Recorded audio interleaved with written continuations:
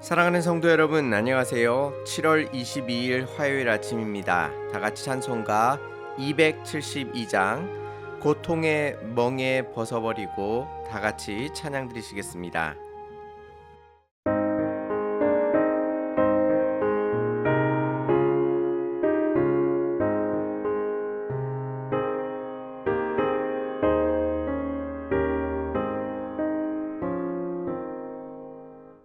고통의 멍에 벗으려고 예수께로 나갑니다.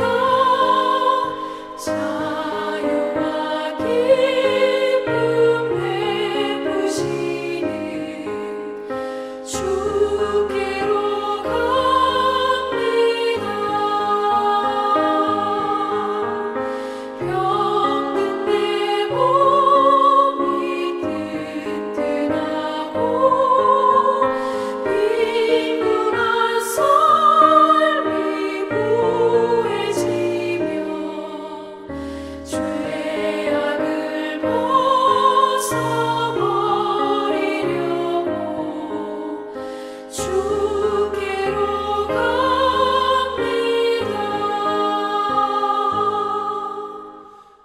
낭패와 실망 당한 뒤에 예수께로 나갑니다. 십자가 은혜 받으려고 주께로 갑니다.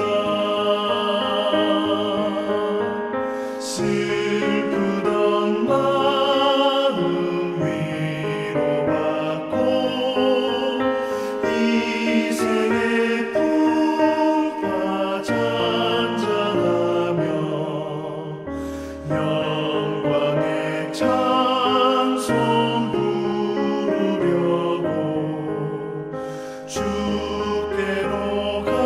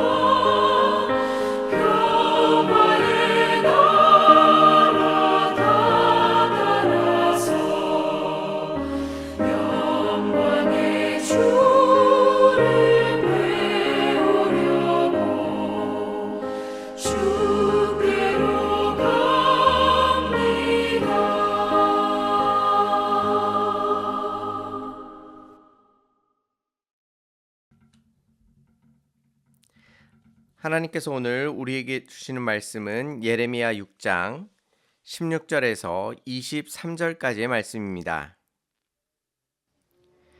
여호와께서 이와 같이 말씀하시되 너희는 길에 서서 보며 옛적 길 곧 선한 길이 어디인지 알아보고 그리로 가라. 너희 심령이 평강을 얻으리라 하나 그들의 대답이 우리는 그리로 가지 않겠노라 하였으며 내가 또 너희 위에 파수꾼을 세웠으니 나팔 소리를 들으라 하나 그들의 대답이 우리는 듣지 않겠노라 하였도다. 그러므로 너희 나라들아 들으라. 무리들아 그들이 당할 일을 알라. 땅이여 들으라. 내가 이 백성에게 이 재앙을 내리리니 이것이 그들의 생각의 결과라. 그들이 내 말을 듣지 아니하며 내 율법을 거절하였음이니라. 시바에서 유황과 먼 곳에서 향품을 내게로 가져옴은 어찌함이냐. 나는 그들의 번제를 받지 아니하며 그들의 희생 제물을 달게 여기지 않노라. 그러므로 여호와께서 이와 같이 말씀하시니라. 보라, 내가 이 백성 앞에 장애물을 두리니 아버지와 아들들이 함께 거기에 걸려 넘어지며 이웃과 그의 친구가 함께 멸망하리라. 여호와께서 이와 같이 말씀하시되 보라, 한 민족이 북방에서 오며 큰 나라가 땅끝에서부터 떨쳐 일어나나니 그들은 활과 창을 잡았고 잔인하여 사랑이 없으며 그 목소리는 바다처럼 호요하던 소리라. 그들이 말을 타고 전사같이 다 대열을 벌이고 시온의 딸인 너를 치려 하느니라 하시도다. 아멘. 오늘 말씀은 여느 선지자의 말씀과 같이 그 내용이 비슷합니다. 하나님 앞에 타락하고 범죄한 유다, 그 유다에게 돌아오라고 권면하시지만 유다는 그것을 거절합니다. 하나님께서는 어쩔 수 없이 그들을 심판하시죠. 그런데 오늘 본문을 깊이 관찰하면서 읽어보다 보면 말 안 듣는 자녀를 심하게 훈계할 때에 느껴지는 부모님의 안타까운 마음이 느껴집니다. 1차적으로는 자녀를 심하게 혼내는 모습이 강렬하게 보이지만 그 이면에는 자녀를 너무나도 사랑해서 그 혼내는 모습 속에서 감출 수 없는 부모님의 사랑의 모습이 보이게 되는 것입니다. 비록 오늘 본문은 유다를 향한 하나님의 심판의 말씀이지만 아이러니하게도 이 말씀 속에서 하나님께서 유다를 얼마나 사랑하시는지를 더 강렬하게 보여주고 계십니다. 오늘 말씀을 통해 우리의 시험과 환난 속에서 여전히 우리를 너무나도 사랑하시는 하나님을 발견하시고 그분의 사랑의 깊이를 알아가시기를 바랍니다. 오늘 본문은 이스라엘이 하나님의 말씀을 얼마나 듣지 않았으며 반대로 하나님께서는 얼마나 그들에게 수많은 기회를 주셨는지를 대비적으로 보여주고 있습니다. 먼저 하나님께서 이스라엘에게 16절 말씀에 너희는 길에 서서 보며 옛적 길 곧 선한 길이 어디인지 알아보고 그리로 가라. 너희 심령이 평강을 얻으리라 라고 말씀하시죠. 너희 눈앞에 갈림길이 있는데 그 갈림길에서 어느 길이 선한 길인지를 보고 그 길을 선택한다면 평강을 얻게 될 것이다 말씀하시면서 하나님이 계신 그 선한 길을 선택하고 그 길을 걸어가라고 그들에게 권면해주고 계십니다. 이것은 이루 말할 수 없는 소중한 기회를 주신 것이죠. 그런데 이스라엘은 말을 듣지 않는 막내 아들처럼 하나님을 향하여 우리는 그리로 가지 않겠습니다 라고 단호하게 거절합니다. 그렇다고 한다면 하나님께서는 지금 당장이라도 그들을 심판하실 수 있으셨겠지요. 그런데 하나님께서 그들에게 다시 한번 기회를 주십니다. 17절 말씀에 내가 또 너희 위에 파수꾼을 세웠으니 나팔 소리를 들으라 라고 말씀하시지요.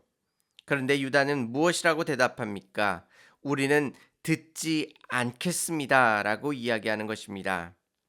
하나님께서 그들을 불쌍히 여기셔서 두 번째 기회를 주심으로 말미암아 파수꾼을 세우셨고 그 나팔 소리를 들을 수 있도록 깨달을 수 있도록 그들에게 은혜를 베풀어 주셨습니다.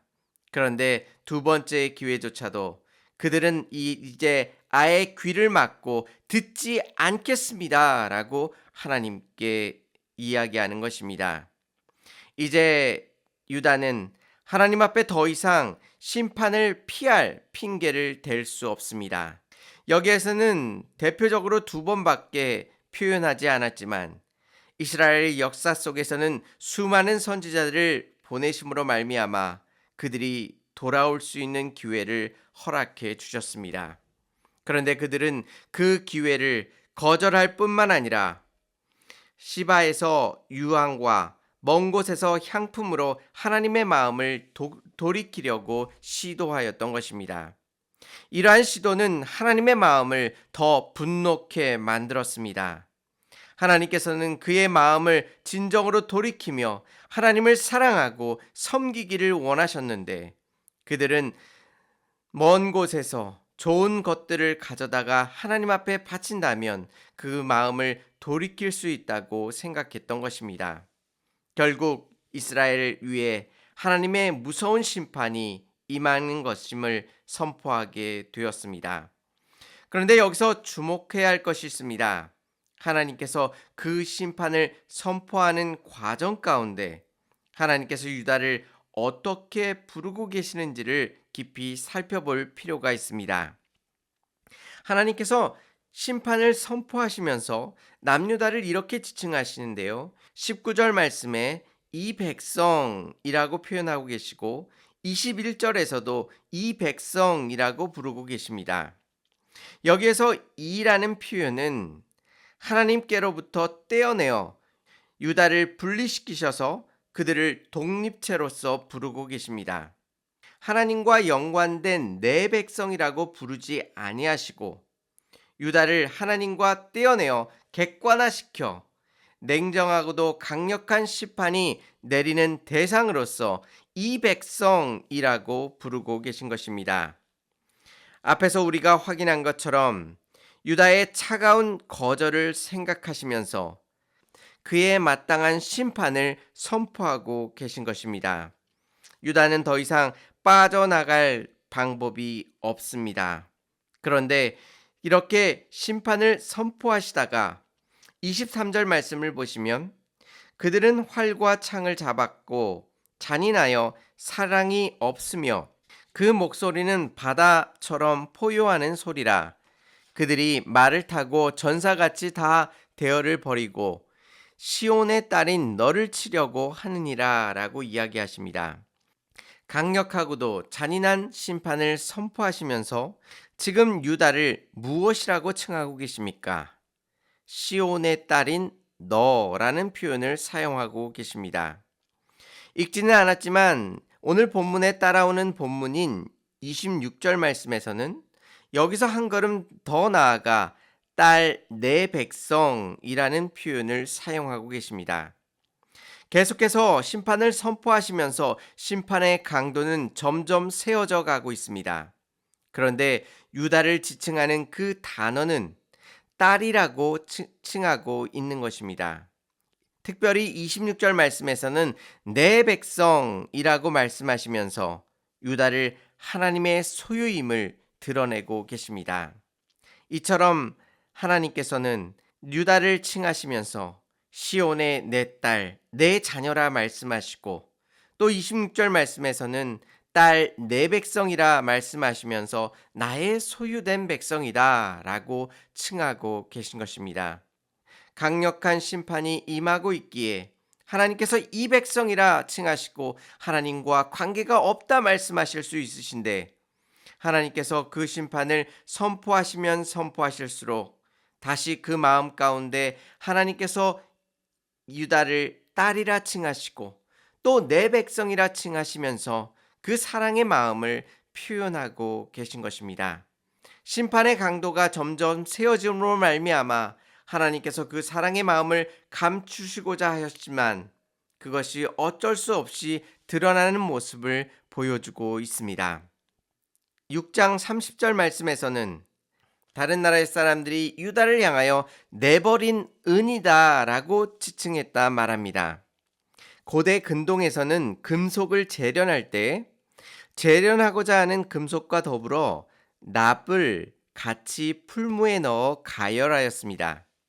그러면 납이 불순물을 품고 가라앉게 되었는데 그렇게 되어 결국 위에 남은 것들이 좋은 품질의 금속이 남게 된 것입니다.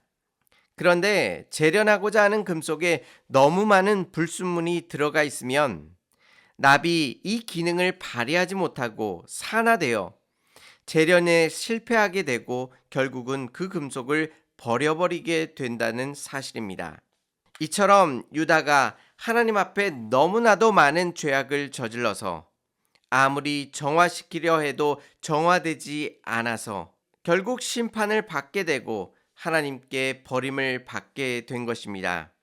그래서 결국 유다를 내버린 은이라 지칭하게 된 것이지요. 오늘 본문은 패역한 이스라엘, 강력한 심판의 선포, 그 속에서 유다를 지칭하는 단어의 변화를 통해서 이러한 것들을 종합적으로 보여주면서 엄중하고도 강력한 심판의 이면 속에 숨겨져 있는 유다를 향한 애끓는 하나님의 사랑을 우리에게 보여주고 있습니다. 이것을 직접적으로 그 사랑을 보여주지 않음에도 불구하고 강력한 심판 속에 감추어져 있는 그 하나님의 사랑을 발견함으로 말미암아 더욱 그 사랑을 더 깊이 발견할 수 있는 것입니다. 우리가 당하는 고난과 환난 속에서 하나님께서는 어떤 마음으로 우리를 지켜보고 계실까요? 사랑하는 자녀를 심하게 훈계하고 마음 편하게 있을 부모가 이 세상에 어디 있겠습니까? 심판 이면에 흐르고 있는 하나님의 사랑을 발견한다면 우리가 당하는 고난과 환난 속에서 하나님께서 애끓는 마음으로 우리와 함께하여 주시고 또한 우리의 옆에서 잘 견디며 다시 일어서기를 바라시고 지켜보시는 하나님을 발견할 수 있습니다. 하나님께서는 나를 어떻게 부르고 계실까요? 우리를 하나님과 분리시키지 아니하시고 우리를 하나님과 묶어 내 아들아 내 딸아 라고 우리를 친근하게 사랑스럽게 불러주고 계실 것입니다. 심판하시는 하나님의 그 모습 속에서 한없이 두려워만 하는 것이 아니라 그 속에서 우리를 한없이 사랑해 주시는 하나님의 모습을 발견하시고 그 하나님께로 더욱 가까이 나아가시는 저와 성도님들이 되시기를 주님의 이름으로 축원합니다. 다 같이 기도드리시겠습니다. 은혜롭고 자비로우신 하나님 아버지, 우리를 사랑하는 내 딸아 사랑하는 내 아들이라 부르시며 우리에게 한없는 사랑을 베풀어 주시는 그 놀라우신 하나님을 다시 한번 기억할 수 있도록 인도하여 주시옵소서. 고난과 환난 속에서도 잠시도 우리를 홀로 두지 아니하시고 불순물로 가득 찬 이스라엘을 끝까지 포기하지 아니하시고 그들을 붙들어 주신 것처럼 하나님, 우리의 인생 속에서도 주께서 우리를 포기하지 마시고 끝까지 붙드심으로 말미암아 하나님께서 이끌고자 하시는 그곳 가운데 온전히 나아갈 수 있도록 인도하여 주옵소서. 우리를 여전히 사랑하심을 다시 한번 기억하고 주님께로 더욱 가까이 나아갈 수 있도록 인도하여 주시옵소서. 오늘의 삶의 모든 것들을 주님 앞에 의탁하오며 예수님의 이름으로 기도 올리옵나이다. 아멘. 심판의 그 순간에도 우리를 사랑하셔서 내 사랑하는 아들아 내 딸아 부르시는 하나님 앞으로 더욱 가까이 나아가시기를 바랍니다. 감사합니다.